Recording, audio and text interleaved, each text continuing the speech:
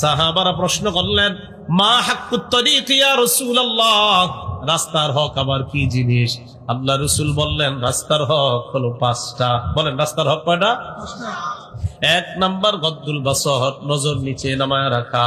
2 number ওয়াকাফুল আযা, কষ্টদায়ক বস্তু সরায়া দেওয়া। কষ্টদায়ক বস্তু সরায়া দেওয়া, এই আমলটা সবাই করেন, এটা খুব দামি আমল।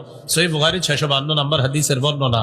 ক্বালা রাসূলুল্লাহ সাল্লাল্লাহু আলাইহি ওয়াসাল্লাম, বাইনামা রাজুলুন ইয়ামশি বিতরিকিন ওয়াজাদা গুসনা শাওকিন আলা তরিক। রাস্তায় হাঁটতেছে, রাস্তায় হাঁটার সময় রাস্তার মধ্যে কোনো কাঁটা পেয়ে যায়। কাঁটা পাওয়ার পর ফাআখারা, কাঁটাটা যদি সরায়া দেয়, আল্লাহ নবী বলেন শাকারাল্লাহু লা, ওই মুহূর্তে ওই বান্দার উপর আল্লাহ খুশি হয়ে যায়। ওয়া গফারা লা, আগের জিন্দেগীর সব সগীরা গুনাহগুলা maaf করে দেয়।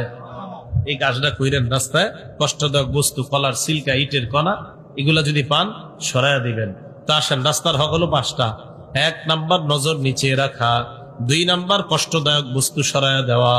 3 নাম্বার ওয়ারাদ্দুস সালাম, সালামের জবাব দেওয়া।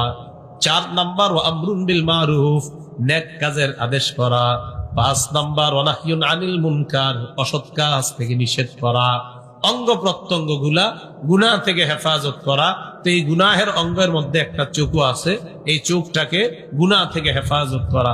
আল্লাহ আমাদের সকলকে এই অঙ্গ প্রত্যঙ্গ গুলো গুনাহ থেকে হেফাজত করে আমরা যেন নেকির কাজ বেশি করতে পারি, আল্লাহ তৌফিক দান করেন।